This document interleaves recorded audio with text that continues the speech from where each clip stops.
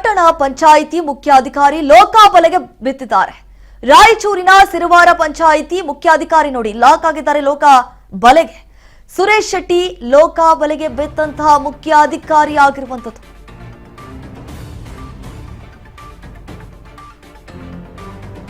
ರಾಯಚೂರಿನ ಸಿರುವಾರ ಪಂಚಾಯಿತಿ ಮುಖ್ಯಾಧಿಕಾರಿ ಅಂತ ಹೇಳಿ ತಿಳಿದು ಬಂದಿದೆ.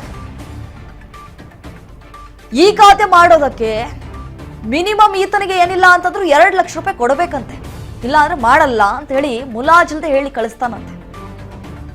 ರಾಘವೇಂದ್ರ ರೆಡ್ಡಿ ಎಂಬುವರಿಗೆ ಲಂಚಕ್ಕೆ ಬೇಡಿಕೆಯನ್ನ ಇಟ್ಟಿದ್ದಂತೆ. ಮಿನಿಮಮ್ ಈ ಖಾತೆ ಮಾಡೋದಕ್ಕೆ 2 ಲಕ್ಷ ರೂಪಾಯಿ ಅಂತ. ಯೋಗ್ಯತೆ ಇರೋರು ಕೊಡ್ತಾರೆ, ಯೋಗ್ಯತೆ ಇಲ್ಲದವರು ಏನ್ ಸಾಲ ಸುಲ ಮಾಡಿ ಕೊಡ್ಬೇಕಾ? 1 ಲಕ್ಷ ಲಂಚ ಪಡೆಯುವಂತಹ ಸಂದರ್ಭದಲ್ಲಿ ಮುಖ್ಯಾಧಿಕಾರಿ ಸುರೇಶ್ ಲಾಕ್ ಆಗಿದ್ದಾರೆ. ನೋಡಿ ದೃಶ್ಯಾವಳಿಯಲ್ಲಿ ಗಮನಿಸ್ತಾ ಇದ್ದೀವಿ.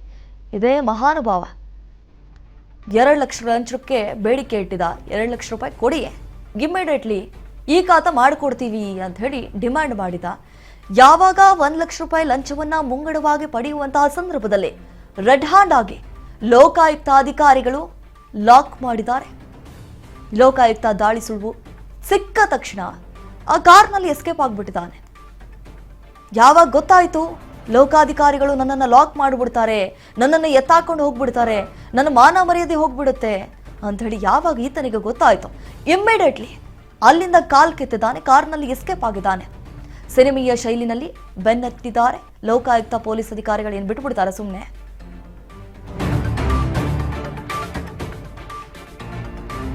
ನೋಡಿ, ಈಗಾಗಲೇ ಆತನ ಈ ಫೋನ್ ಲೊಕೇಶನ್ ಕೂಡ ಟ್ರೇಸ್ ಮಾಡಿ ಬಂಧನ ಮಾಡುವಂತಹ ಪ್ರಕ್ರಿಯೆಗೆ ಮುಂದಾಗಿದ್ದಾರೆ ಪೊಲೀಸ್ ಅಧಿಕಾರಿಗಳು. ಲೋಕಾಧಿಕಾರಿಗಳಿಂದ ಕವಿತಾಳ್ ಅತಿಥಿ ಗೃಹದಲ್ಲಿ ಕಾರ್ಯಾಚರಣೆ ಮಾಡೋದಕ್ಕೂ ಕೂಡ ಮುಂದಾಗಿದ್ದಾರೆ. ಈ ರೀತಿಯಾಗಿ ಎಷ್ಟು ಜನಗಳಿಂದ ಈತ ಲಂಚವನ್ನ ಪಡೆದಿದ್ದ ಅಂತೇಳಿ, ಯಾವ ಕಾರಣಕ್ಕಾಗಿ 2 ಲಕ್ಷ ಲಂಚವನ್ನ ಬೇಡಿಕೆ ಇಟ್ಟಿದ್ದ, ಈ ಖಾತಾ ಮಾಡೋದಕ್ಕೆ ಏನಾದ್ರೂ 2 ಲಕ್ಷ ರೂಪಾಯಿ ತೆಗೆದುಕೊಳ್ತಾರ? ಕೇಳೋದಕ್ಕೊಂದು ಇತಿಮಿತಿ ಇರುತ್ತೆ, ಅಂಥದ್ರಲ್ಲಿ ಬಾಯಿಗೆ ಬಂದಂಗೆ ಕೇಳಿದ್ರೆ ಸುಮ್ಮನೆ ಬಿಟ್ಬಿಡ್ತಾರ? ಹೋಗಿ ಕೊಟ್ಟಿದ್ದಾರೆ ಕಂಪ್ಲೇಂಟು. ಈಗ ಲೋಕಾಯುಕ್ತ ಅಧಿಕಾರಿಗಳು ಕೂಡ ಬಂಧಿಸೋದಕ್ಕೆ ಮುಂದಾಗಿದ್ದಾರೆ. ಯಾವಾಗ ಈತನಿಗೆ ಗೊತ್ತಾಯ್ತು ಲೋಕಾಯುಕ್ತ ಅಧಿಕಾರಿಗಳು ನನ್ನನ್ನು ಲಾಕ್ ಮಾಡಿಬಿಡ್ತಾರೆ ಅಂತ ಹೇಳಿ, ಇಮಿಡಿಯೇಟ್ಲಿ ಆತನನ್ನ ಸೆರೆ ಹಿಡಿಯುವಂತಹ ಪ್ರಯತ್ನಕ್ಕೆ ಮುಂದಾಗಿದ್ದಾರೆ ಎನ್ನುವಂತಹ ಮಾಹಿತಿ ಸದ್ಯಕ್ಕಷ್ಟೇ ಲಭ್ಯವಾಗ್ತಾ ಇದೆ.